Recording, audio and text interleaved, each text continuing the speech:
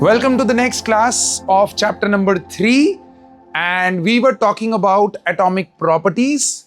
4 atomic properties: atomic radius, electronegativity, ionization energy, and electron gain enthalpy is what we need to talk about. In the last class, we talked about atomic radius. क्या होता है? Can anyone tell me what is atomic radius quickly? Yes. Nucleus से और last orbital का. Correct. सो nucleus से last shell तक का जो डिस्टेंस होता है उसको हम लोग एटॉमिक रेडियस बोलते हैं. बट इज इट इजी और difficult to measure? Difficult to measure, right? So since it is difficult to measure, तो हमने क्या किया था? हमने एटॉमिक रेडियाई को 3 हिस्सों में डिवाइड किया था. I think this is the slide you might remember.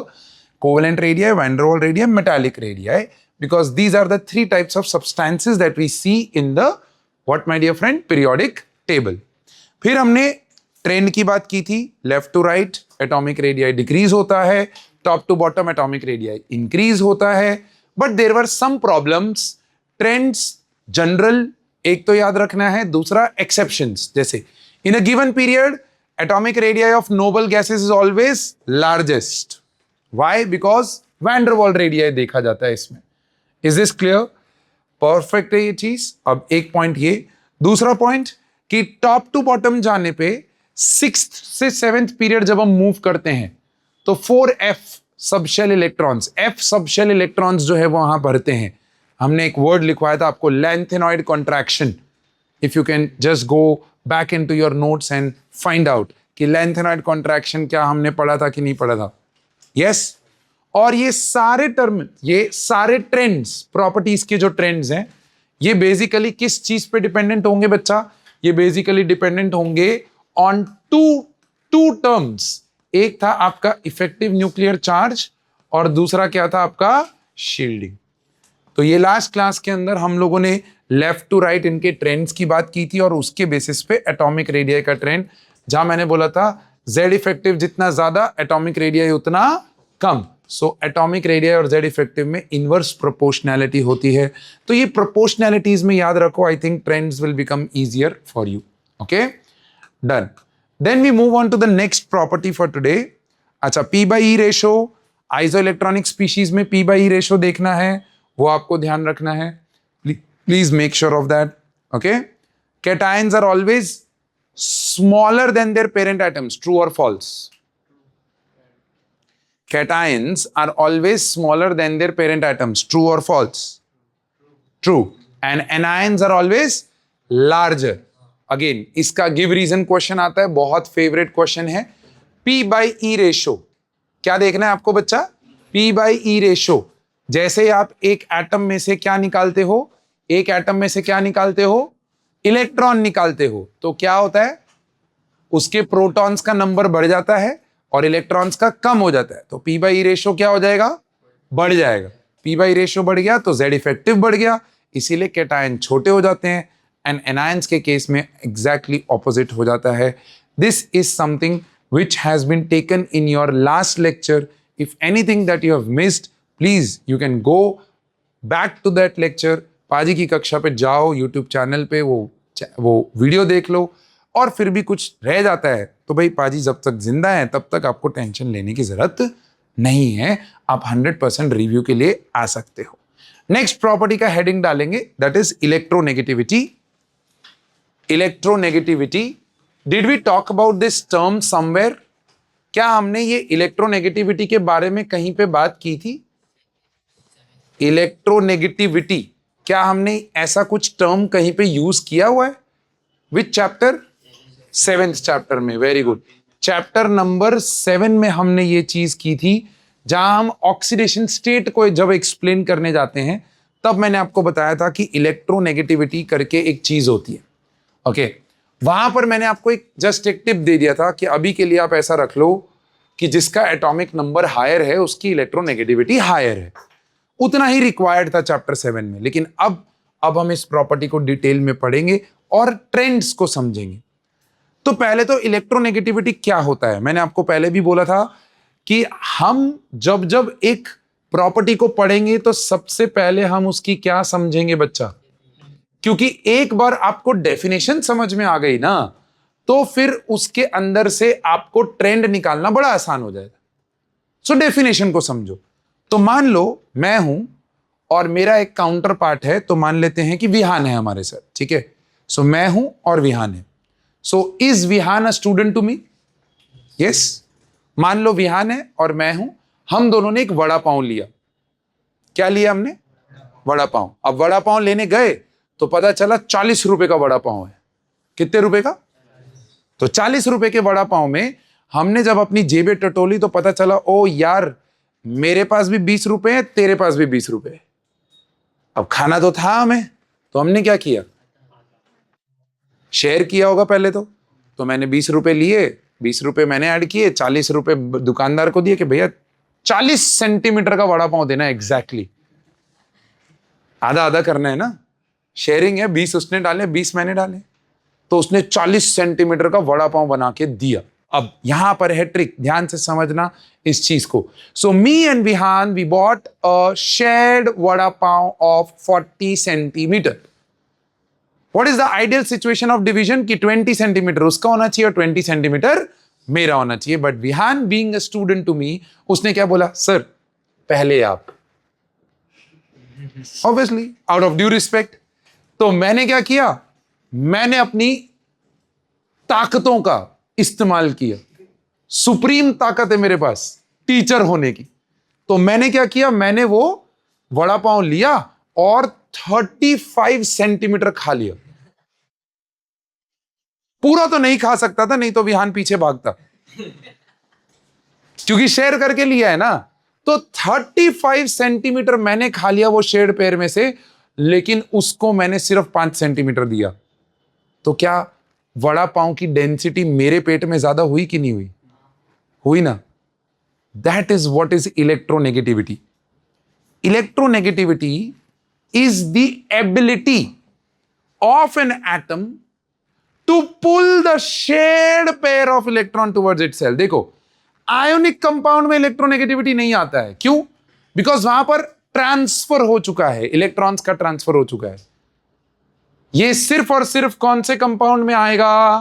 Covalent compound में आएगा। And how will we define electronegativity? तो my dear friend, electronegativity is defined as the measure of ability of an atom in a chemical compound. देखो, in a chemical compound to attract, ओए keyword, shared pair of electron towards itself.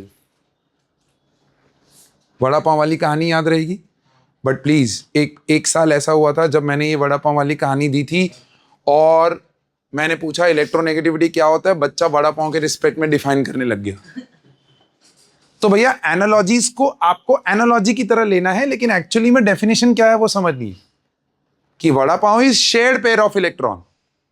उस shared pair में से मैंने ज्यादा खा लिया, तो density of electron towards my stomach is more compare to Vihaan's stomach. Do you get this point?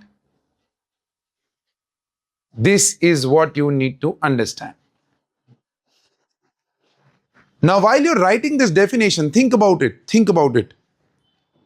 कि electronegativity is the power, the ability of an atom to pull the shared pair of electron towards itself.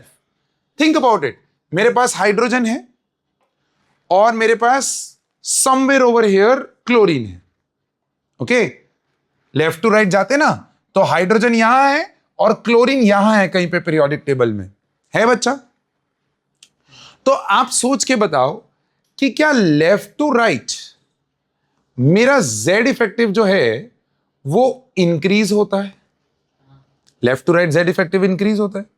अब अगर left to right Z effective increase होता है तो H और Cl ने अगर एक कोवेलेंट बॉन्ड बनाया तो शेयर्ड पेयर को खींचने की ताकत किसके पास होगी?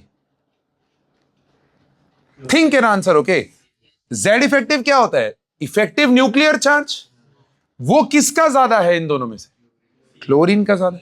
तो अगर इन दोनों ने एक शेयर्ड पेयर बनाया तो शेयर्ड पेयर ज्यादा किसकी तरफ खींचा चला जाएगा? क्लोरीन की तरफ. बोलो हाँ कि ना. और अगर वो क्लोरीन की तरफ खींचा जा रहा है तो मतलब डेंसिटी ऑफ इलेक्ट्रॉन यहां ज्यादा होगी कंपेयर टू यहां. बोलो हाँ ना.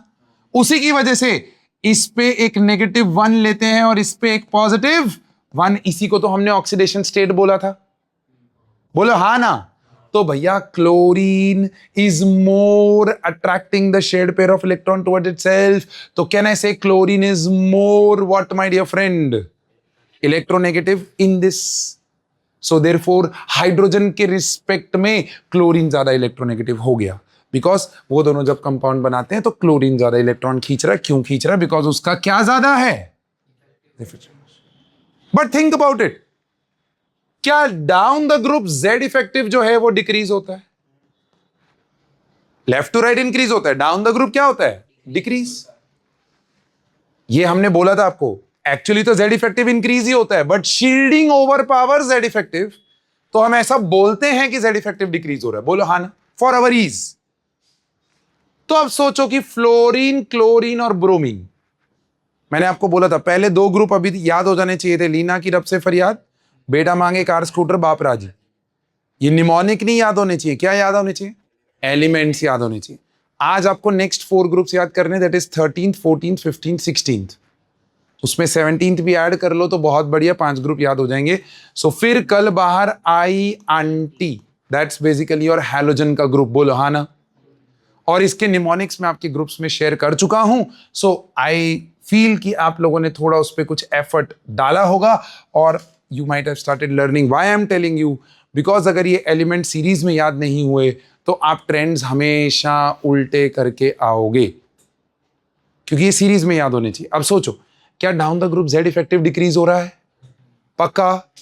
तो क्या फ्लोरीन का Z effective is greater than chlorine का Z effective?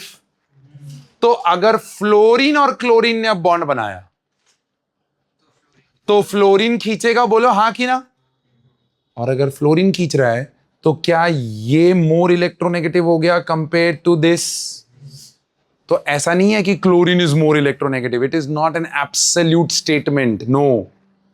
Electronegativity is a relative property. कैसी प्रॉपर्टी है ये?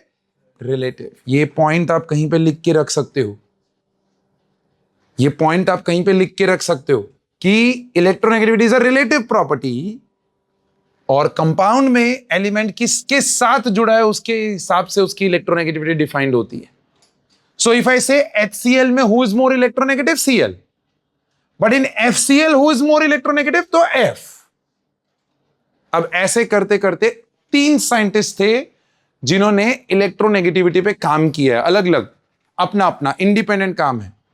एक है एल्फ्रेड भाई, एक है मुलिकन भाई, और एक है पॉलिंग भाई। कौन कौन से भाई हैं भैया? Alfred, Mulliken, polling. इन तीनों ने ऐसे कंपाउंड्स बना बना के अलग अलग फॉर्मूलाज भी डिराइव किए हैं। वो फॉर्मूलाज अपने कोई काम के नहीं है अभी, we do not have to go into the formulas, but इन्होंने क्या किया, एक स्केल डिजाइन की। क्या डिजाइन की? स्केल डिजाइन की। Polling scale, Mulliken scale, Alfred scale. और उन स्केल्स के बेसिस पे ये रिलेटिव वैल्यूज उन्होंने बताई कि अच्छा कौन ज्यादा इलेक्ट्रोनेगेटिव है और कौन कम इलेक्ट्रोनेगेटिव है। इन तीनों स्केल्स में से सबसे ज्यादा और सबसे महत्वपूर्ण scale, the most important scale which is accepted world wide, is polling scale, because उसका जो कैलकुलेशंस थे देर वर वेरी वेरी एक्यूरेट, और उसी को हम मानते हैं। और उस स्केल के तहत मैं आपको ट्रेंड दिखाने जा रहा हूं पहले, और फिर ट्रेंड लिखेंगे। So please stay over here. Did you right this definition out? Point number 1, it's a relative value, it is a relative property. Point number 2, electronegativity that is En और Z इफेक्टिव का direct relation है मेरे बच्चे, ये लिखो। Electronegativity और Z effective का direct relation है, मतलब जिस तरफ Z इफेक्टिव बढ़ेगा इलेक्ट्रोनेगेटिविटी उस तरफ बढ़ेगा। Yes, yes, yes. Perfect. We'll come to that. Done? So, relative property and En is directly proportional to Z effective. Now, what we need to understand and what we need to see, first of all, is the trend. Trend, क्या चल रहा है? What is the general trend that we see? ठीक है, तो मैं Pauling scale की values, पूरे पीरियोडिक टेबल में पॉलिंग स्केल की वैल्यूज आपके लिए लेके आया हूं, राइट? अब think, see, please observe, values को छोड़ो अभी। क्या आपने को पता है left to right Z effective increase होता है, तो मतलब इलेक्ट्रोनेगेटिविटी भी क्या होगी, इंक्रीज। जिधर बोलूं उधर फोकस करना, बाकी जगह पे फोकस मत करना, नहीं तो कंफ्यूज आ जाओगे। क्या ये 1 है, क्या ये 1.5 है, क्या ये 2, 2.5, 3, 3.5, 4 दिख रहा है, बोलो दिख रहा है। बीच के ये को मत देखो, ये गधे एलिमेंट्स है, अरे सॉरी डी ब्लॉक एलिमेंट्स है। ये को तो कभी ट्रेंड में गिनो ही मत, ये ऊट पटांग चीजें ही करेंगे हमारे लिए। आप देखो लेफ्ट टू राइट क्या होना चाहिए था, इंक्रीज 1.3, 1.5, 1.6, 1.6, 1.5, फिर 1.8, 1.8, 1.8, फिर 1.9, फिर 1.6। इरेगुलर ट्रेंड, हर प्रॉपर्टी का irregular trend. And trust me, ये जब 12th में चैप्टर पढ़ाया जाता है ना, तो वहां पर भी ऐसा ही फील होता है बच्चों को कि यार जब ट्रेंड है ही नहीं तो पढ़ा क्यों रहे हो। बट यू वॉन्ट बिलीव, इन सब पीरियोडिक टेबल एलिमेंट्स में से डी ब्लॉक के जो एलिमेंट्स है, they are the most commercially used.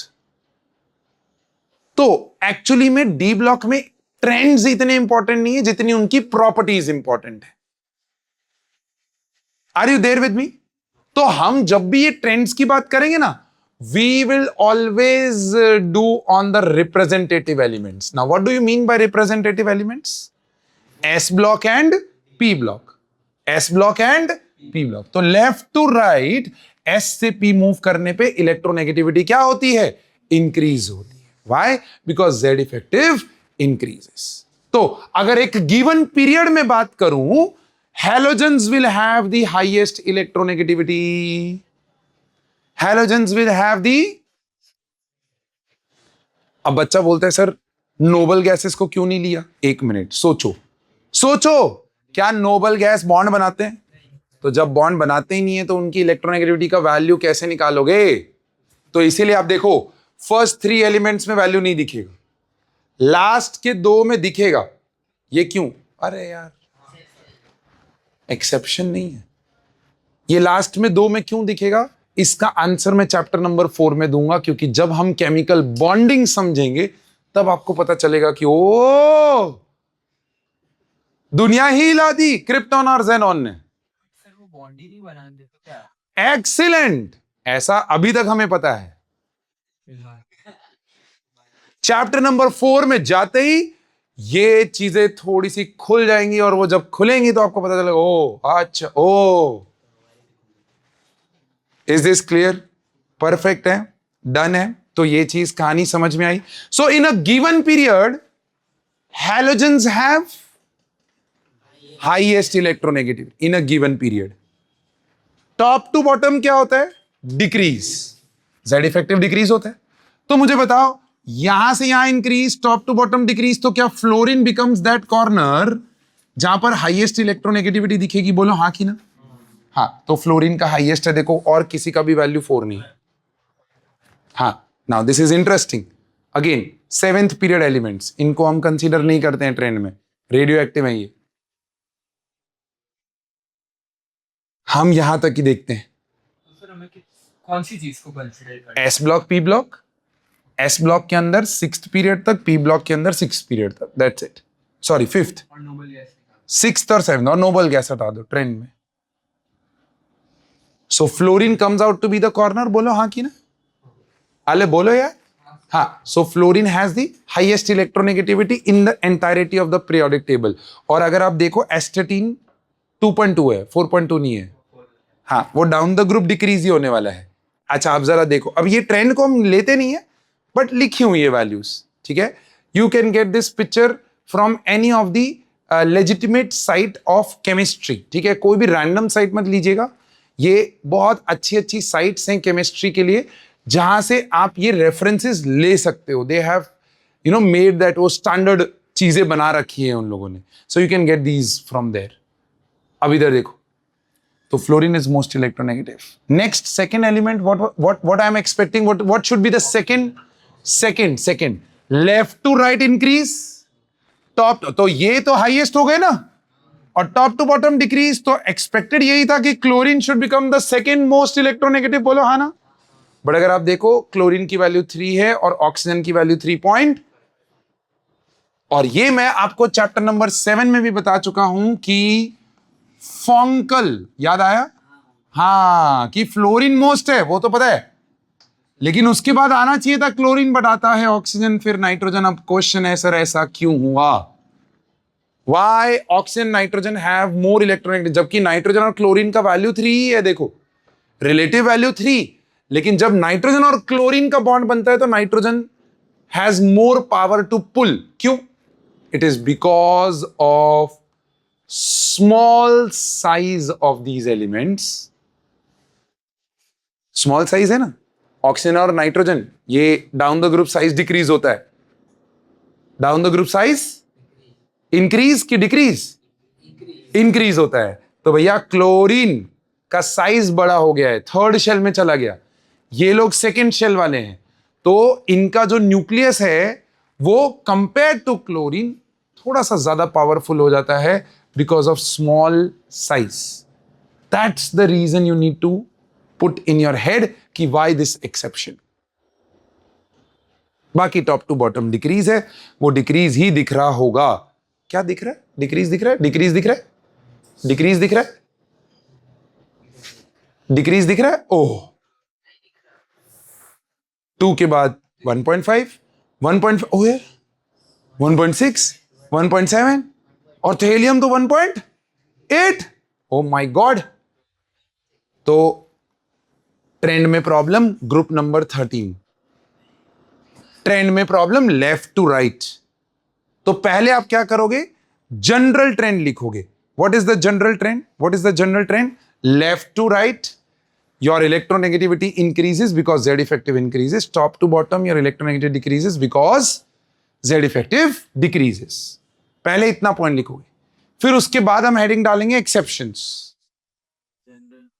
हाँ, पहले जनरल ट्रेंड, जनरल ट्रेंड, फिर उसके बाद हम हेडिंग डालेंगे exceptions, left to right, top to bottom, and then we will write down that.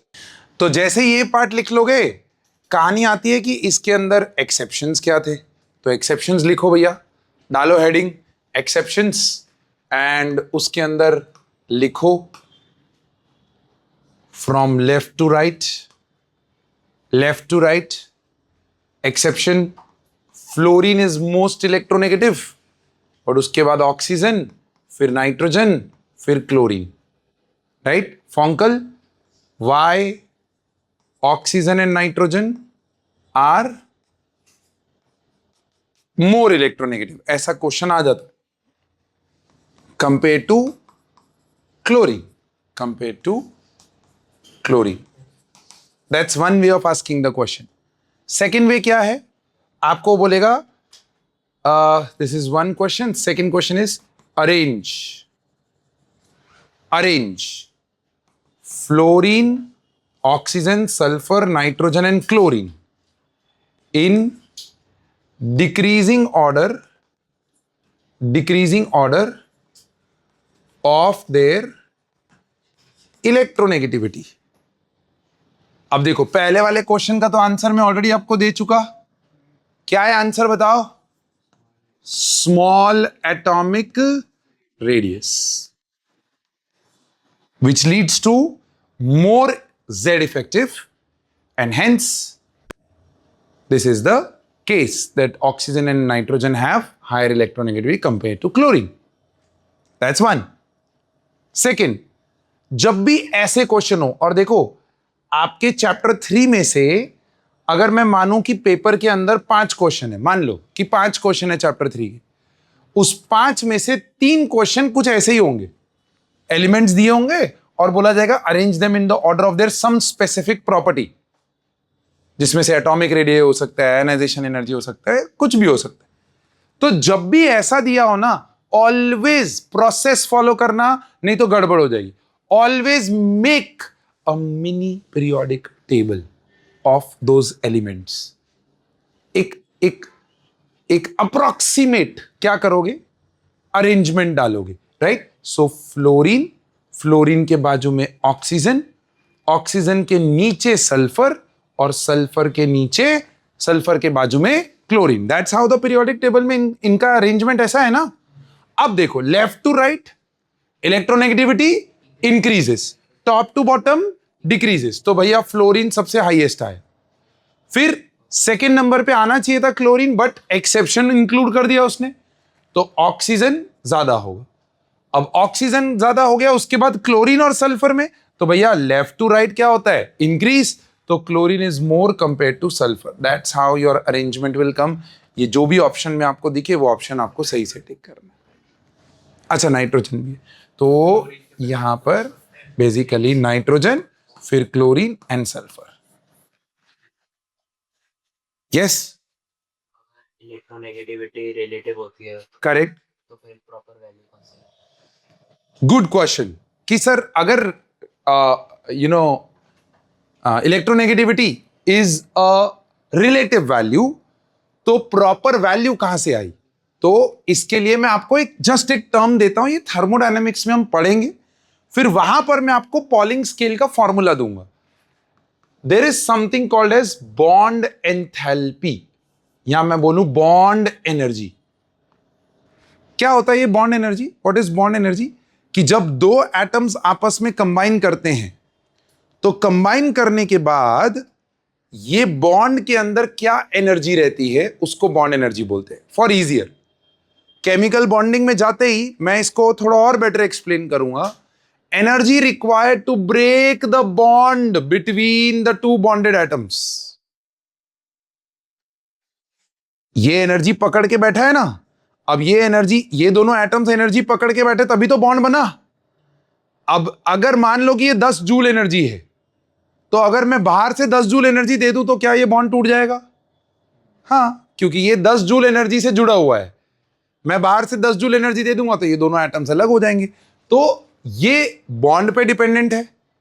तो पॉलिंग भैया ने बॉन्ड एनर्जीज का यूज करके एक फॉर्मूला दिया था और उसमें से ये वैल्यूज निकली है। ओके, तो आपका क्वेश्चन एकदम वैलिड, एब्सोल्यूट वैल्यूज कहां से आई? तो there is a formula, formula is based on what? Bond energies. And क्योंकि इलेक्ट्रोनेगेटिविटी जो है वो किस पे डिपेंडेंट है? बॉन्ड, रिलेटिव बॉन्ड्स पे डिपेंडेंट है, तो इसीलिए बॉन्ड एनर्जी, इसीलिए पॉलिंग स्केल सबसे ज्यादा यूज की गई स्केल है। ओके, अभी के लिए वो फॉर्मूला नहीं डालूंगा क्योंकि आपके लिए डिफिकल्ट हो जाएगा समझना उस चीज को। बट यस, थर्मोडायनेमिक्स जब हम चैप्टर करेंगे, बॉन्ड एनर्जी जब हम पढ़ लेंगे, उसके बाद मैं पॉलिंग स्केल को किसी एक लेक्चर में रिविजिट कर लूंगा, तो आपको पता चल जाएगा कि पॉलिंग स्केल का फॉर्मूला क्या है। शैल आई गो अहेड, करें आगे?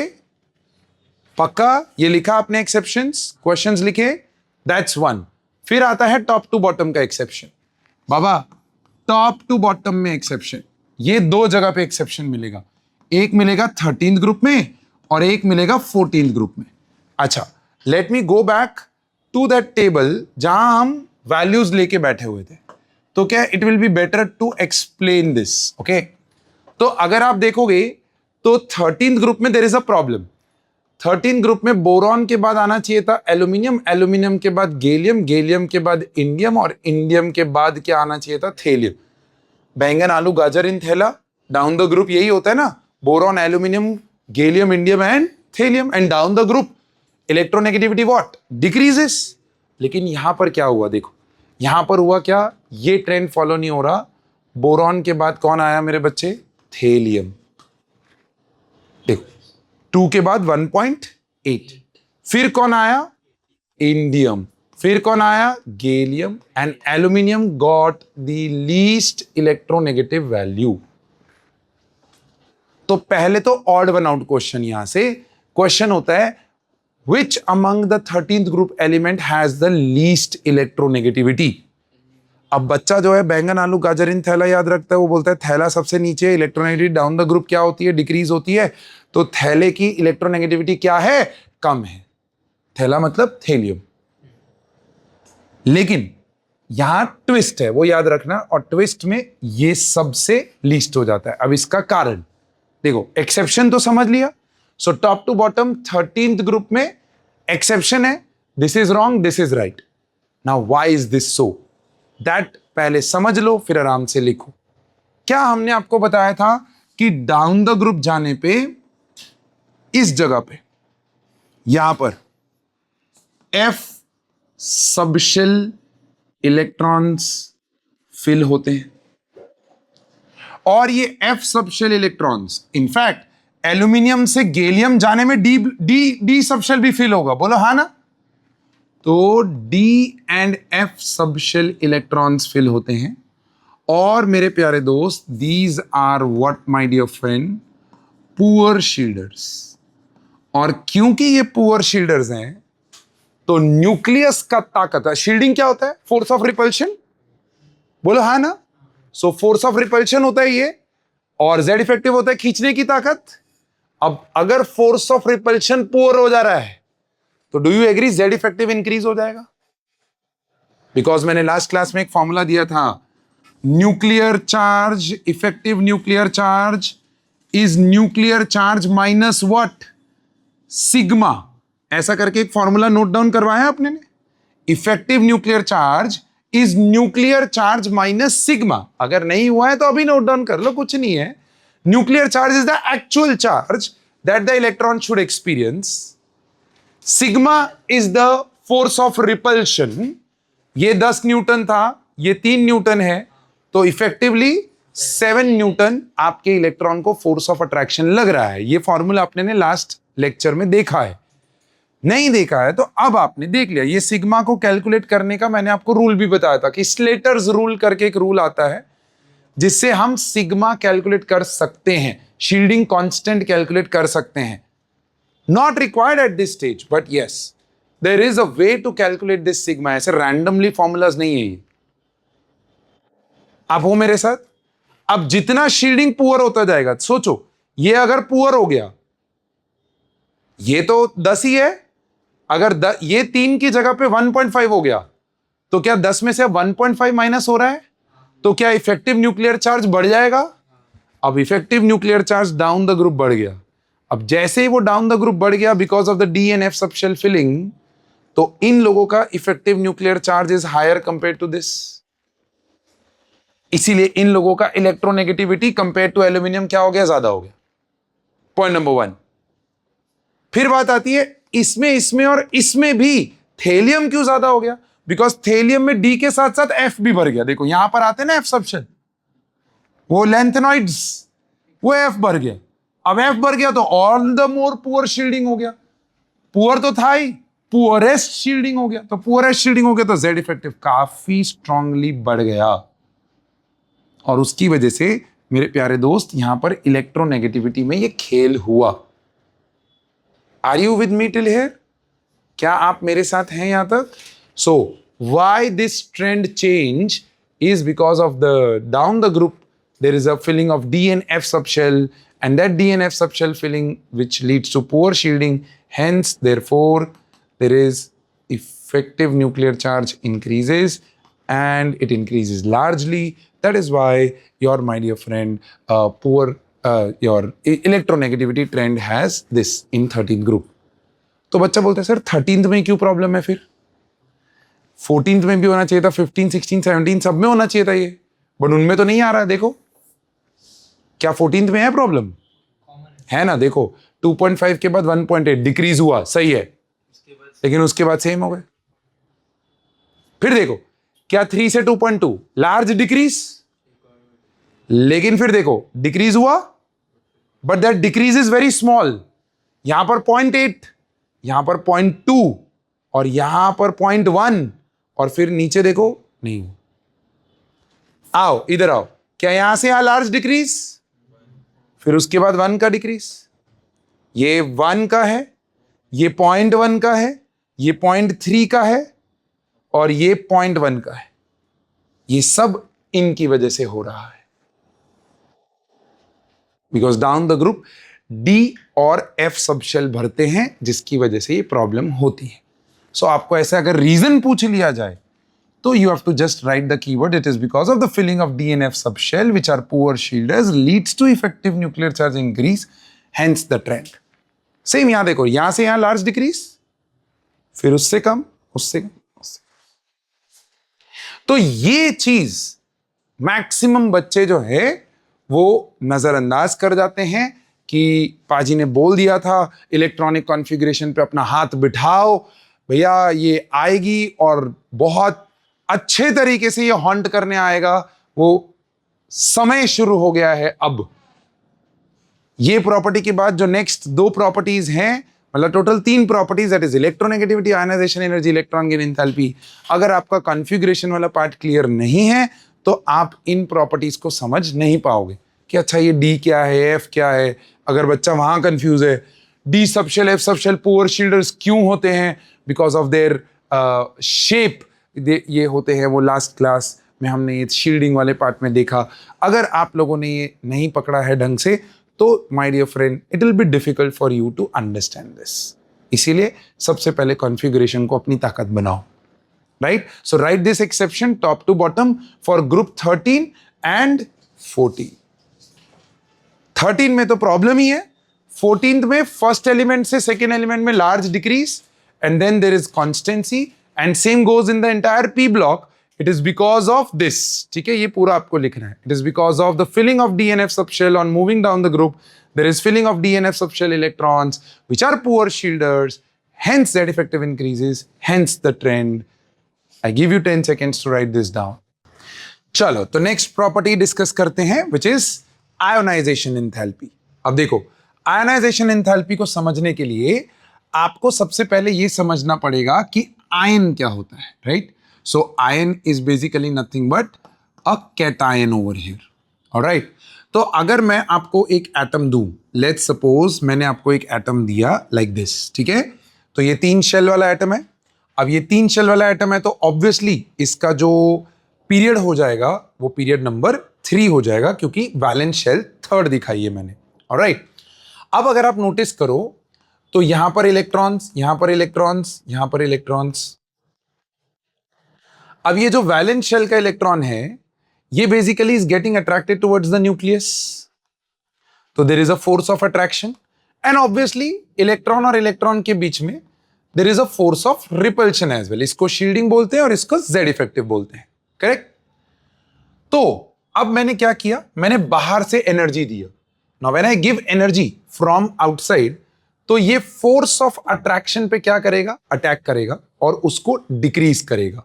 और उस डिक्रीज के चक्कर में ये जो इलेक्ट्रॉन है इसके साथ जो बाइंडिंग एनर्जी है न्यूक्लियस के साथ वो बेसिकली टूटेगी और आपका जो एलिमेंट एक्स है वो इस एनर्जी का यूटिलाइज करके कैटायन और एक इलेक्ट्रॉन रिलीज कर देगा, right? But the point over here is कि ये जो एनर्जी हम दे रहे हैं वो कौन से स्टेट में दे रहे हैं, दैट्स इंपॉर्टेंट, ओके? तो अगर आप इसको सॉलिड स्टेट में दोगे तो ये इसकी आयनाइजेशन एनर्जी नहीं हुई। अगर आप इसको लिक्विड स्टेट में दोगे तो भी नहीं हुई, बिकॉज सॉलिड्स और लिक्विड्स के अंदर there is some force of attraction between the atoms. तो अगर आप एनर्जी दे रहे हो तो वो जो बेसिकली एनर्जी है वो इनके फोर्स ऑफ अट्रैक्शन को, एटम्स के फोर्स ऑफ अट्रैक्शन को डिक्रीज करने में लग जाएगा, ना कि इलेक्ट्रॉन और न्यूक्लियस के बीच का force of attraction. You get my point? तो सबसे पहला चीज कि आपका आयनाइजेशन एनर्जी कौन सी स्टेट ऑफ एटम में होता है, गैसियस स्टेट ऑफ एटम में। और उस गैसियस स्टेट के अंदर आपका एटम जो है वो कंबाइंड स्टेट में नहीं होना चाहिए। वो कैसी स्टेट में होना चाहिए, आइसोलेटेड स्टेट में होना चाहिए, ताकि उसकी absolute energy, absolute ionization energy अपने को मिल सके, राइट? सो अगर आपसे कोई पूछे कि how to define ionization energy, so it is the energy required to remove an electron from an isolated gaseous atom in its ground state, alright? ये चीज आपको लिखनी है, बढ़िया से अच्छे से इसको लिखिएगा, बहुत इंपॉर्टेंट है ये definition. And by the time you are writing this definition, I am writing something over here and think about it कि मैंने यहां पर एक एक्स लिया, उसको मैंने एनर्जी दिया और उस एनर्जी को मैंने यूटिलाइज किया इसको कैटायन में बनाने के लिए, राइट? तो पहला इलेक्ट्रॉन मैंने निकाला, डेल्टा एच और आई आ जाएगा यहां पर, राइट? डेल्टा एच ऑफ आई। अच्छा, ये delta H is basically the representation of enthalpy. ये हम थर्मोडायनेमिक्स में सीखेंगे, बिल्कुल टेंशन मत लीजिए। और क्योंकि ये आयनाइजेशन है तो delta H of I, right? अब डेल्टा एच ऑफ आई, पहला इलेक्ट्रॉन हमने निकाला तो ये डेल्टा एच ऑफ आई 1 हो जाएगा, राइट। ऐसे ही इस कैटायन में मैंने और एनर्जी दिया और इसको X2 प्लस में कन्वर्ट कर दिया विद एन इलेक्ट्रॉन रिलीज, तो क्या ये डेल्टा एच ऑफ आई 2 हो जाएगा? यस, बिल्कुल सही। ऐसे इस X2 प्लस में मैंने और एनर्जी दिया और इसको X3 प्लस में कन्वर्ट कर दिया बाय रिलीजिंग एन इलेक्ट्रॉन, तो ये डेल्टा एच ऑफ आई 3 हो जाएगा। Now what is these known as? So these ionization energies over here, they are known as consecutive ionization energies. These are known as consecutive ionization energies. Perfect. एक given element के लिए पहला electron निकालना is आसान और difficult. अब आप सोचो, दिमाग लगाओ। इसको दिमाग लगाने के लिए आपको दिमाग लगाना पड़ेगा P/E रेशियो में, राइट? बिकॉज आयोनाइजेशन एनर्जी जो है, आप खुद दिमाग लगाओ कि अब Z इफेक्टिव की बात कर रहे हैं, तो अगर वैलेंस इलेक्ट्रॉन जो है वो स्ट्रांगली पुल्ड है towards the nucleus, right, higher is the Z effective, तो उसको निकालने के लिए भी ज्यादा एनर्जी चाहिए होगी। तो यहां पर मैं लिख सकता हूं दैट आयनाइजेशन एनर्जी जो है वो Z इफेक्टिव से डायरेक्टली प्रोपोर्शनल है। अब सोचो कि जब मैं एक इलेक्ट्रॉन निकाल देता हूं तो क्या उसका P/E रेशियो बढ़ जाएगा? बिकॉज एक इलेक्ट्रॉन निकाला, प्रोटॉन तो उतने के उतने रहे लेकिन इलेक्ट्रॉन कम हो गए। अब रेशियो में अगर डिनोमिनेटर कम होता है तो रेशियो बढ़ता है, और ये बढ़ा तो Z इफेक्टिव बढ़ा, और Z इफेक्टिव और आयनाइजेशन एनर्जी डायरेक्टली प्रोपोर्शनल है। तो क्या मैं जो यहां पर स्टेटमेंट लिख रहा हूं, क्या आप उससे एग्री करेंगे कि किसी भी गिवन एलिमेंट के लिए उसका फर्स्ट आयनाइजेशन एनर्जी लीस्ट होता है, फिर उसका सेकेंड आयनाइजेशन एनर्जी, एंड फिर उसका थर्ड आयनाइजेशन एनर्जी, मतलब थर्ड आयनाइजेशन एनर्जी हाईएस्ट हो जाता है। और वो इतना हाई हो जाता है कि इसके बियॉन्ड फोर्थ इलेक्ट्रॉन निकालना बिकम्स नेक्स्ट टू इम्पॉसिबल। इसीलिए आप देखना, कभी भी किसी एलिमेंट का +4 आयन बहुत मुश्किल है देखना, दिख सकता है, लेकिन उसको कंटेन करके रखना, उस एनर्जी पे रखने के लिए बहुत ज्यादा आपको मेहनत करनी पड़ेगी। इसीलिए आप +3 आयन तक देखते हो, उसके बियॉन्ड आप +4 नहीं देखते हो। और ये 10th की स्टैंडर्ड में आपने कार्बन एंड इट्स कंपाउंड्स में भी पढ़ा हुआ है कि कार्बन का +4 स्टेट नहीं दिखता है, वो बेसिकली शेयरिंग कर देता है, right? So this is what you need to understand. तो ये आपको बहुत अच्छे से पहले तो डेफिनेशन लिखनी है, और फिर #PN पाजी नोट। क्या है पहला पाजी note? consecutive ionization energies for a given element. As you want to know, the consecutive ionization energies increases, consecutive ionization energy increases with increase in what, my dear friend? P/E ratio. तो जैसे जैसे cation बनता जाएगा आपका consecutive ionization energies बढ़ता जाएगा। Perfect. तो इस चीज को बढ़िया से नोट डाउन करो। So next point that you will write down is कि आयनाइजेशन एनर्जी का यूनिट क्या होता है। What is the unit of ionization energy? देखो, हम लोग चल रहे हैं #PN के अंदर, बोलना नहीं, पाजी नोट्स। भैया यूनिट आएगा, एनर्जी है ना, तो एनर्जी का यूनिट क्या होता है? जूल्स या फिर किलो जूल्स। तो ये मेरे बच्चे किलो जूल पर मोल ऐसा देखा जाता है। अच्छा, ये पर मोल क्यों देखा जाता है? Why is it taken as per mole? क्योंकि स्टैंडर्ड बनाना है ना, हमारे पास तो एटम्स बहुत ज्यादा क्वांटिटी में होते हैं, तो भैया वो आइसोलेटेड एटम कितने होने चाहिए? 1 मोल होने चाहिए। एंड 1 मोल के अंदर जो एनर्जी दे के हम इलेक्ट्रॉन्स को इजेक्ट करें, उसी को हम लोग बोलते हैं kilo joule per mole. That's the next point that you need to write down, unit of ionization energies. Consecutive ionization energies note down कर लिया, यूनिट किलो जूल पर मोल। अब सोचो, दिमाग लगाओ, मैंने आपको बोला X एक एलिमेंट है, उसको मैंने एनर्जी दिया X++ इलेक्ट्रॉन निकला। यहां पर delta H of I ionization energy आपको दिया गया है 100 किलो जूल पर मोल, ठीक है, ऐसा करके आपको दिया गया। फिर दूसरा एलिमेंट दिया Y, इसको y प्लस प्लस इलेक्ट्रॉन जाने में जो एनर्जी लगेगा that is 150 kilo joule per mole. Now my question to you guys, that's the next point. Okay, that's the next point. मैं पॉइंट लिखवाता हूं बट पहले समझो. I ask you which among these will easily lose an electron? X or Y? X, agreed, because उसका ionization energy क्या है? Lower है. So if this will lose the electron easily, can I say X is more metallic than Y? Because what are metals? Elements which have tendency to lose an electron, and the one which will lose easily is a better metal compared to the other. बोलो हाँ ना? तो can I say ionization energy higher, metallic character lower? So ionization energy और metallic character में क्या होगा? Inverse relation.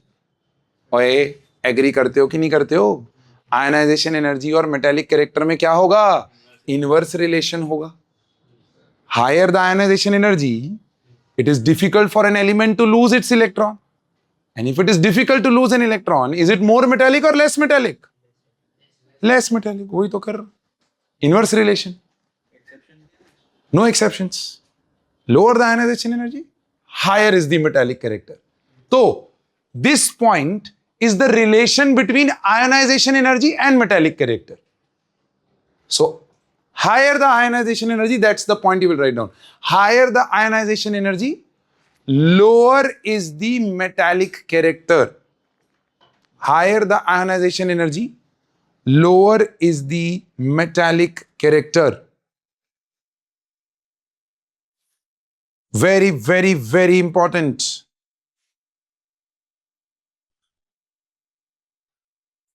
Okay. Now, lower is the metallic character, and then you can write down the relation. अच्छा, अब वापस थोड़ा दिमाग लगाओ, थोड़ा सा दिमाग लगाओ.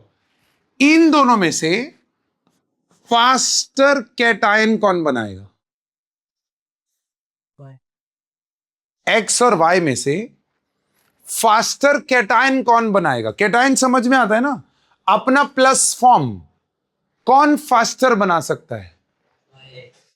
एक्स की वाई?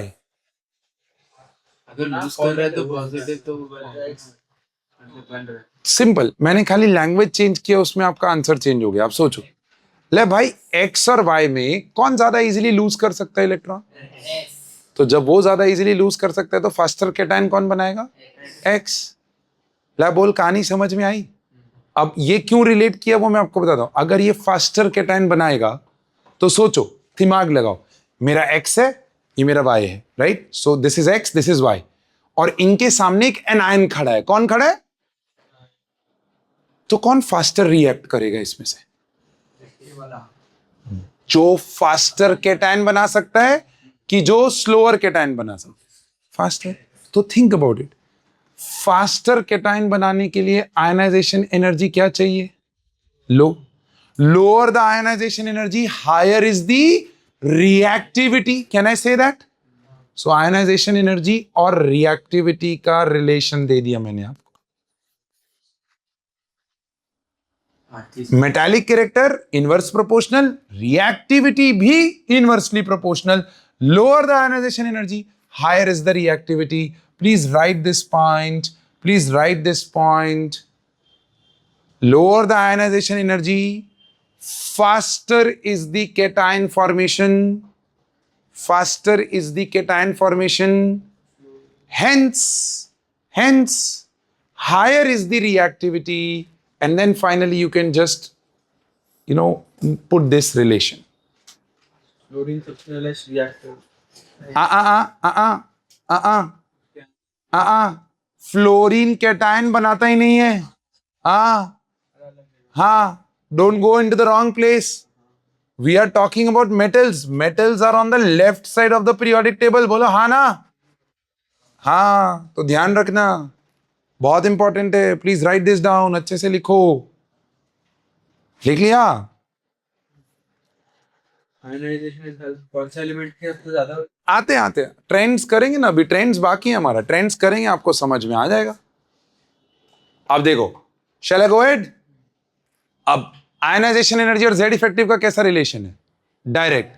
बट क्या Z effective is the only factor which affects the ionization energy? The answer is no. That's what is the next point you need to write down. Factors affecting IE, ionization enthalpy or ionization energy. Factors affecting ionization energy, जिसमें पहला factor already हम देख चुके, nuclear charge. Higher the nuclear charge, higher is the ionization energy. But उसके सामने there is a second point which is shielding. Lower the shielding, या मैं ऐसा बोलूं, higher the shielding, lower is the ionization energy. Because अगर force of repulsion अंदर से ज्यादा है तो मतलब जेड इफेक्टिव कम होगा ना, क्योंकि ये और ये एक दूसरे के इनवर्स रिलेशन में। So if this is higher, ionization energy will decrease, that's one. And then इनके बेसिस पे बनता है रेडियस, बनता है ना बच्चा। अब रेडियस जितना छोटा, ओए रेडियस जितना छोटा उतना जेड इफेक्टिव ज्यादा होगा। अब जेड इफेक्टिव ज्यादा है तो उसमें से इलेक्ट्रॉन निकालना आसान है कि डिफिकल्ट है? डिफिकल्ट है। तो आयनाइजेशन एनर्जी और एटॉमिक रेडियाई का भी इनवर्स रिलेशन हो गया। Lower the atomic radii, higher is the what? Ionization energy. अब आप ऐसे ना लिख के इसको प्रोपोर्शनैलिटीज में लिखो तो ज्यादा आसान रहेगा। अब प्रोपोर्शनैलिटी में कैसे लिखोगे? आप यहां पर लिखोगे आयनाइजेशन एनर्जी और जेड इफेक्टिव डायरेक्टली प्रोपोर्शनल। आप यहां पर लिखोगे आयनाइजेशन एनर्जी और शील्डिंग एक दूसरे के inversely proportional.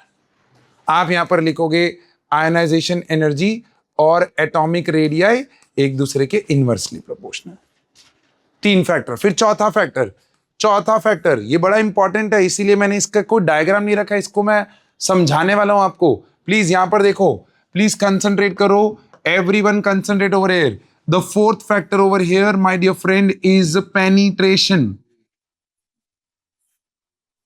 Penetration.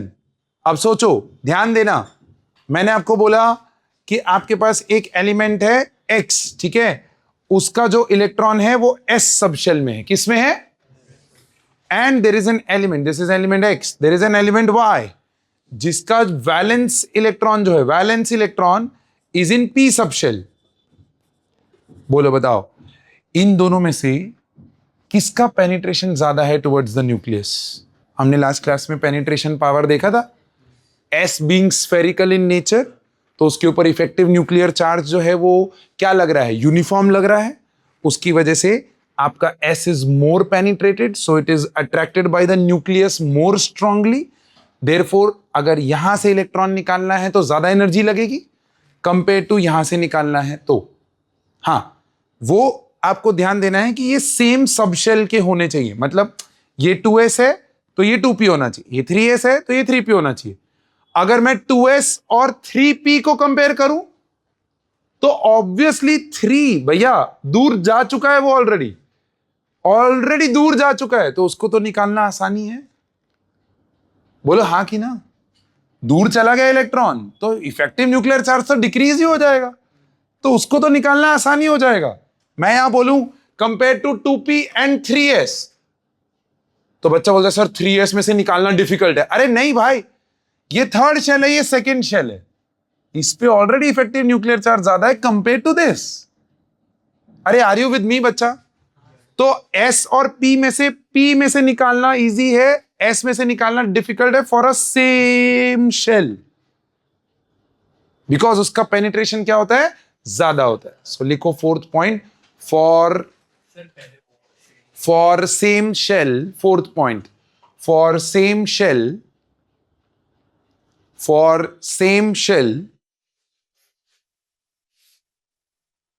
penetration power decreases in the order, penetration power decreases in the order S, P, D and F. ऐसे for same shell penetration power decreases in the order S, P, D and F. Therefore ionization energy also decreases in the order S, P, D and F. मतलब एक same shell में F में से electron निकालना easy है compare to S. Ionization energy also decreases in the order this. That's your point number 4th. Penetration power. Is that clear? फिर आता है last factor, that is electronic configuration. Please लिखो, heading डालो. 5th point, electronic configuration. अब देखो, ये factors को सही से समझोगे तो ट्रेंड्स और उसके एक्सेप्शंस समझ में आएंगे. Okay, next 5th heading, electronic configuration. अब इलेक्ट्रॉनिक कॉन्फ़िगरेशन में in general there is no problem, but ध्यान देना, जब जब मेरे प्यारे दोस्त हाफ फिल्ड या फुली फिल्ड सबशेल आएगा, क्या आएगा बच्चा? क्या हाफ फिल्ड और fully filled compare to other subshell ज्यादा स्टेबल होता है? और क्या ज्यादा स्टेबिलिटी पे अगर एटम है तो क्या वो इलेक्ट्रॉन को लूज आसानी से करेगा कि डिफिकल्ट है? डिफिकल्ट है. ज्यादा एनर्जी लगेगी ना, है ना. हाफ फील्ड के कंपैरिजन में सपोज मैंने P3 लिया और P4 लिया, किस में से इलेक्ट्रॉन निकालना आसान है? P4 में से. P4 में से, क्योंकि P3 हाफ फील्ड पे है. P3 हाफ फील्ड पे है, बोलो हाँ ना. ऐसे मैंने बोला D5 एंड D6. D6 में से निकालना आसान है. क्यों? बिकॉज D5 हाफ फील्ड पे है. बोलो हाँ कि ना. सो इलेक्ट्रॉनिक कॉन्फ़िगरेशन में half field and fully field subshells are more stable, therefore more energy is required to remove an electron from these subshells. Therefore more energy is required to remove an electron from these subshells. So let's put the next heading, that is trends in ionization energy. अब देखो, trend समझाने के लिए पहले आप एक graph को notice करो. Just notice a graph. ठीक है, just notice this graph please. इसको समझना है, इसको देख के डरना नहीं है. Do you see this? This is hydrogen, this is helium. Do you agree? This is hydrogen, this is helium. Periodic table में अरेंजमेंट बता रहा हूं. क्या उसके नीचे लिथियम है? यहां पर है. क्या हाइड्रोजन और लिथियम के कंपैरिजन, हाइड्रोजन और हीलियम के कंपैरिजन में लिथियम का आयनाइजेशन एनर्जी कम आ रहा है? देखो, अब लिथियम के बाद देखो, मैं पीरियड की बात कर रहा हूं. सो लिथियम के बाद बेरिलियम, बेरिलियम के बाद बोरॉन, बोरॉन के बाद कार्बन, कार्बन के बाद नाइट्रोजन, नाइट्रोजन के बाद ऑक्सीजन, ऑक्सीजन के बाद फ्लोरीन. बोलो है बच्चा? हो आप मेरे साथ? तो एक चीज तो पता चली कि moving from top to bottom ionization energy decrease हो रहा है बच्चा. और वो मैं नहीं बता रहा हूं, वो ग्राफ बता रहा है. देखो, लिथियम के नीचे कौन होता है? सोडियम. ऑब्जर्व करो, लिथियम का अगर मैं पॉइंट बनाऊं और स्केल लेके अगर मैं सोडियम का पॉइंट बनाऊं तो समवेयर ओवर हियर. क्या ये वैल्यू और डिक्रीज हुई? बोलो हाँ ना. सो हेलिना दिख रहा है, ट्रेंड दिख रहा है. इसके बाद पोटेशियम में जाओगे तो देखो और कम हो रहा है, दिख रहा है. और इसको लाइन बनाओगे ना तो ये समवेयर ओवर हियर आएगी. सो दिस इज योर ली, दिस इज योर ना, दिस इज योर की and this over here is your hydrogen. तो क्या है ली ना की रब से फरियाद में हमको दिख रहा है कि टॉप टू बॉटम मूव करने पे आपकी आयोनाइजेशन एनर्जी क्या हो रही है? डिक्रीज हो रही है. बोलो हाँ ना. हो मेरे साथ आप यहां तक? तो एक ट्रेंड पता चला, top to bottom general trend. फिर देखो लेफ्ट टू राइट. अब ऑब्जर्व करना, क्या लेफ्ट टू राइट में मेरा जेड इफेक्टिव जो है वो इंक्रीज होता है? बोलो यस. तो आयनाइजेशन एनर्जी भी इंक्रीज होना चाहिए था from moving from left to right. Let's see, क्या ली का सबसे कम है? क्या उसके बाद बेरिलियम है? क्या बेरिलियम के बाद बोरॉन का ज्यादा होना चाहिए था? लेकिन यहां क्या हो गया, ड्रॉप आ गया। तो एक तो ये प्रॉब्लम आई, this is one anomaly that is there in left to right, that's the exceptions, will talk about it. फिर उसके बाद वापस इंक्रीज हुआ, बट ऑक्सीजन डिक्रीज हो गया compare to nitrogen, that's the second anomaly we will see. फिर उसके बाद फ्लोरीन है, फिर उसके बाद नियॉन है, कोई दिक्कत नहीं है, नियॉन का हाईएस्ट ही होना चाहिए एक गिवन पीरियड के अंदर। नोबल गैसेस एलिमेंट्स का आयनाइजेशन एनर्जी हाईएस्ट ही होगा, क्योंकि भैया वो मोस्ट स्टेबल स्टेट में है। Are you there with me till? फिर उसके बाद देखो, क्या सोडियम ड्रॉप हुआ? काफी ड्रॉप हुआ, होना ही है क्योंकि नेक्स्ट पीरियड में गए हम। मैग्नीशियम बढ़ा, सोडियम के बाद मैग्नीशियम बढ़ा, फिर मैग्नीशियम के बाद एल्यूमिनियम में वापस decrease.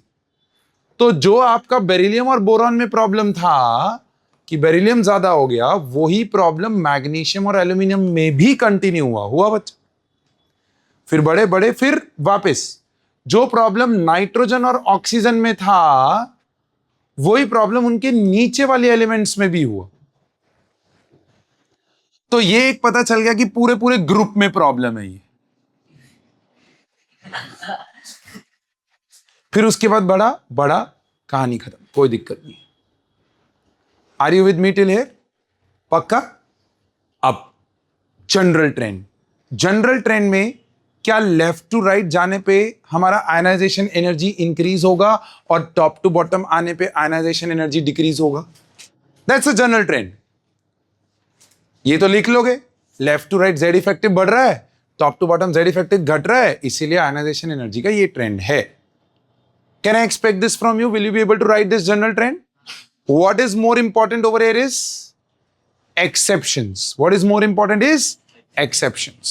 Please note down the general trend first. Chalo, fatafat. Exceptions. What would be the exceptions? So moving from top to bottom. Baba, moving from, no, sorry, not top to bottom, पहले left to right clear करते. So moving from left to right. Moving from left to right, group 2 elements have high ionization energy compared to group 13. Group 2 elements have high ionization energy compared to group 13. Reason, अब पहले reason को समझो, पहले understand करो, please understand this. Beryllium और boron होना इसका ज्यादा चाहिए था, बट है इसका। कॉन्फ़िगरेशन नोट करो, क्या यहां पर हीलियम 2s2 आ रहा है, और क्या यहां पर हीलियम 2s2 2p1 आ रहा है? Is the electron of beryllium in the more penetrated subshell? S is more penetrated, बोलो हाँ ना? And P is less penetrated. So that's why it is easier to remove an electron from here. वही मैंने factors में लिखवाया था penetration for the same shell. For a same shell, penetration is more in S compared to P. Therefore, P is easily removable. So how will you write down this? It is because in group 2 elements, the valence electrons are in more penetrated,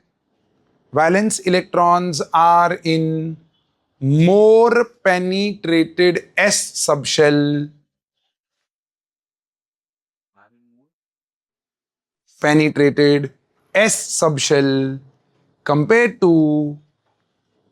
group 13, in which valence electrons are in P subshell. Second exception is basically, what is the exception? Group left to right में group 15 and group 16. Group 15 has higher ionization energy compared to group 16. Excellent. वही reason अपने को यहां लिखना है। अब उसमें nitrogen and oxygen as an example लो और देखो क्या ये चीज मेरे प्यारे दोस्त हीलियम 2s2 2p3 आएगा? और क्या यहां पर हीलियम 2s2 2p4 आएगा? क्या यहां पर हाफ फिल्ड p सबशेल आ रहा है? देखो हाँ कि ना? p3 मतलब क्या? p3 मतलब half filled p subshell, yes. अब अगर ये हाफ फिल्ड p सबशेल है तो मेरे बच्चे ये ज्यादा स्टेबल हो गया, लिखवा दिया हमने। And if it is more stable तो क्या ये ऑक्सीजन अपना एक इलेक्ट्रॉन आसानी से लूज करके हाफ फील्ड पे जाना चाहेगा? लेकिन नाइट्रोजन बोलेगा तो निकाल के दिखा मेरे में से electron, because of half filled. So यहां पर कीवर्ड आएगा, it is because of half filled P subshell in group 15. This is why group 15 elements have higher ionization energy compared to group 16 elements. बहुत इंपॉर्टेंट है ये exceptions. Directly 2 marker give reason questions पूछे जाते हैं। Please make sure आप इस चीज को अच्छे से नोट डाउन करें। Directly MCQ based assertion reason questions बनाए जा सकते हैं, जिसमें असर्शन में उसने दे दिया group 2 elements have higher ionization energy compare to group 13, और रीजन में ये पेनिट्रेशन वाला रीजन डाल दिया। अब बच्चे को पेनिट्रेशन वाला रीजन ही नहीं पता तो कैसे वो डिसाइड करेगा कि ऑप्शन ए है कि ऑप्शन बी है कि ऑप्शन सी है? Are you with me till here? This is very very important, please note this down अच्छे से। Top to bottom exception, top to bottom exception, note it down. Top to bottom कहां problem है? Top to bottom में तो आपको याद होगा electronegativity में कहां प्रॉब्लम आया था? 13th group. सेम यहां पर भी 13th ग्रुप में प्रॉब्लम। हाईएस्ट बैंगन का होना चाहिए था, दैट इज बोरॉन। फिर आलू का होना चाहिए था, दैट इज एल्यूमिनियम। फिर गाजर का होना चाहिए था, दैट इज गैलियम। फिर इन का होना चाहिए था, दैट इज इंडियम। और फिर थैले का होना चाहिए था, that is thallium.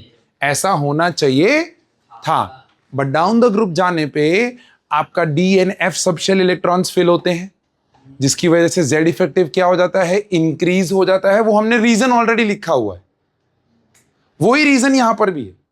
But what and how does the trend go about? देखो, बैंगन के बाद थेलियम, वो तो है, उसके बाद गैलियम, उसके बाद एल्यूमिनियम, एंड देन फाइनली आपका इंडियम। तो यहां पर आप ध्यान देना, नहीं सही बता रहा हूं, यहां पर आप ध्यान देना कि आपका aluminium has the least electronegativity among the 13 group, but ionization energy की बात करूं तो वो इंडियम का लीस्ट हो जाता है। अरे नहीं भाई, यहां फील्ड कहां आ गया? इन सब का कॉन्फ़िगरेशन तो सेम ही होगा ना यार। ये सब के सब NH2NP1 फॉलो करेंगे। NH2NP1 they are of same group, सबके सब NH2NP1 फॉलो करेंगे। लेकिन यहां पर प्रॉब्लम क्या है, आपको ये चीज समझनी है। थोड़ा सा लॉजिक देंगे, लेकिन ये केमिकल बॉन्डिंग में वापस जाके कनेक्ट होगा जब हम कॉन्फ़िगरेशंस की बात करेंगे और डिटेल में, तब वहां और अच्छे से रिलेट होगा। लेकिन अभी के लिए आपको यह समझना है कि जब हम डाउन द ग्रुप जाते हैं तो डाउन द ग्रुप जाने पे डी और एफ सबशेल भरना चालू होता है। अब मैं एक बार खाली आप पहले ये लिख लो फटाफट से, कॉन्फ़िगरेशन में what's the problem, and then I would want to go back to the atomic periodic table. मैं वो पीरियोडिक टेबल में जाऊंगा तो आपको बेटर एक्सप्लेन कर पाऊंगा, ठीक है? तो ये होना चाहिए था, बट ऐसा नहीं है, because of the filling of d and F subshell electrons, which leads to increased Z effective and hence the case.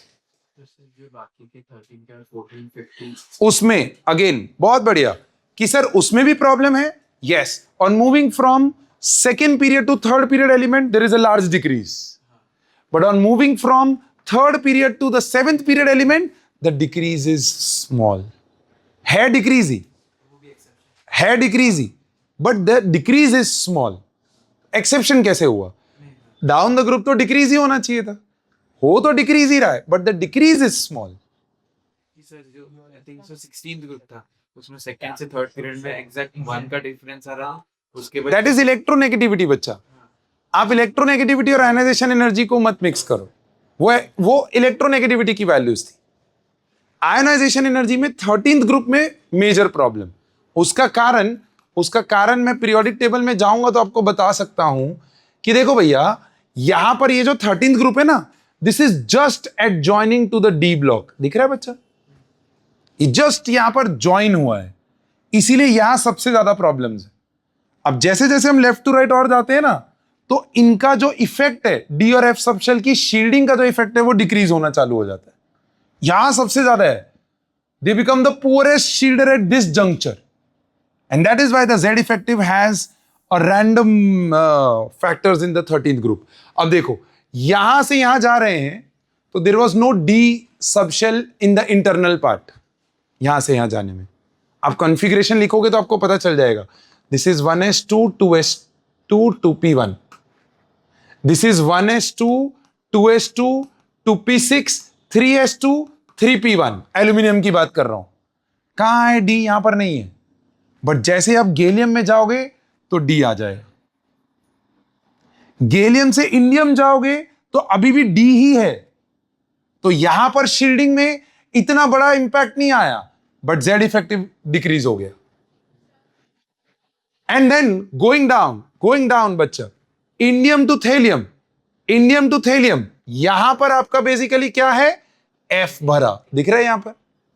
अब ये इंडियम से थेलियम जाने पे एफ भरा, तो एफ भरने पे जेड इफेक्टिव लार्जली इंक्रीज हो गया। क्यों? क्योंकि शील्डिंग बहुत पुअर हो गया सडनली, इसीलिए इसका आयनाइजेशन एनर्जी एल्यूमिनियम से भी हाईएस्ट हो गया। वो तो हो गया। सो बोरॉन के बाद थेलियम है, वो पता चला। अब बात करते हैं एल्यूमिनियम, गैलियम और इंडियम में। तो एल्यूमिनियम से गैलियम जाने में क्या डी ऑर्बिटल भरा बच्चा? अब डी ऑर्बिटल भरा तो शील्डिंग सडनली पुअर हुआ तो जेड इफेक्टिव इंक्रीज हो गया, तो गैलियम जो है वो ओवर पावर कर गया एल्यूमिनियम को। अब बात आती है एल्यूमिनियम और इंडियम में, तो गैलियम से इंडियम जाने में डी ही है अंदर, देयर इज नो एफ, तो शील्डिंग में इतना मेजर चेंज नहीं, लेकिन जेड इफेक्टिव काफी डिक्रीज हो गया। तो वहां पर एल्यूमिनियम खेल कर जाता है और ज्यादा ले जाता है number in case of ionization energy, because यहां से यहां जाने में डी ही आ रहा है। अब इलेक्ट्रोनेगेटिविटी में ऐसा क्यों हुआ कि एल्यूमिनियम इंडियम से भी कम चला गया? Because electronegativity is the power, the ability of an atom in a bond. वहां बॉन्ड एनर्जी का खेल आ गया। So that's the complexity. This is isolated atom के लिए, वो बॉन्ड के लिए है, इसीलिए that's the complexity and that's why the trend like this. तो यहां से क्वेश्चन आता है, which among the 13th group element has the lowest ionization energy? Indium. Which among the 13th group has the lowest electronegativity? Aluminium. Are you with me till here? पक्का? Please ये अच्छे से note down करो। Top to bottom का जो exception है, this is very very important. 13th group में ये प्रॉब्लम है। अब मेरे प्यारे दोस्त, मैं आपको ये बताना चाह रहा हूं कि सर अगर यहां प्रॉब्लम है तो यहां और यहां भी प्रॉब्लम है, दैट इज कार्बन, नाइट्रोजन और ऑक्सीजन और फ्लोरीन। मैं बोल रहा हूं हाँ प्रॉब्लम है, बट प्रॉब्लम कैसा है? देखो, कार्बन से सिलिकॉन जाने पे there is a large decrease, and silicon से लेड जाने में there is a small decrease. है डिक्रीज ही, तो एक्सेप्शन नहीं बना ना वो, बिकॉज टॉप टू बॉटम तो आयनाइजेशन एनर्जी क्या होने वाला है? डिक्रीज ही होने वाला है। तो वो डिक्रीज ही हो रहा है, but there is a large decrease in the first two elements and then there is a small decrease. Again why this so? अगर ऐसा पूछ लिया जाए, आंसर वही है, it is because down the group जाने पे D and F subshell electrons बढ़ते हैं, which are poor shielders, and hence the Z effective largely increases. Are you with me till here? Please note down top to bottom का ये note down करो। मैं आपको ये यहां पर हाईलाइट कर देता हूं, please note this down. So I hope you have written all this, and आज हमने दो प्रॉपर्टीज कवर की। कौन सी दो प्रॉपर्टीज कवर की? Ionization energy and electronegativity, electronegativity और Z इफेक्टिव का डायरेक्ट प्रोपोर्शनैलिटी की इनवर्स डायरेक्ट, आयनाइजेशन एनर्जी और Z इफेक्टिव डायरेक्ट, जहां Z इफेक्टिव ज्यादा वहां आयनाइजेशन एनर्जी ज्यादा. Factors affecting ionization energy, shielding, Z effective, radius, penetration and electronic configuration. Half field और fully field में हमने वो ग्राफ में देखा कि देयर इज अ प्रॉब्लम, होता है ना ग्राफ में प्रॉब्लम, देखा ना अपने ने, कहां प्रॉब्लम है, nitrogen and oxygen and beryllium and boron. This is the graph that we saw. Please make sure कि आप ये एक्सेप्शंस बढ़िया से दिमाग में डालें, इन्हीं के बेसिस पे आपके क्वेश्चंस होंगे. नेक्स्ट क्लास में हम लोग last property that is electron gain enthalpy and कुछ केमिकल प्रॉपर्टीज के बारे में बात करेंगे, लाइक ऑक्सीडेशन स्टेट जो कि हम ऑलरेडी देख चुके हैं, like metallic and non metallic character वो भी हम ऑलरेडी नोट डाउन करवा चुके हैं, रिलेट करवा चुके हैं with respect to ionization energy कि वो इन्वर्सली प्रोपोर्शनल होता है मेटालिक कैरेक्टर के. तो इस तरीके से हम नेक्स्ट क्लास में केमिकल प्रॉपर्टीज भी कंप्लीट करेंगे and the chapter will be over in the next class. Alright, so मिलते हैं नेक्स्ट क्लास के अंदर. Till then please take care of yourself. Bye bye.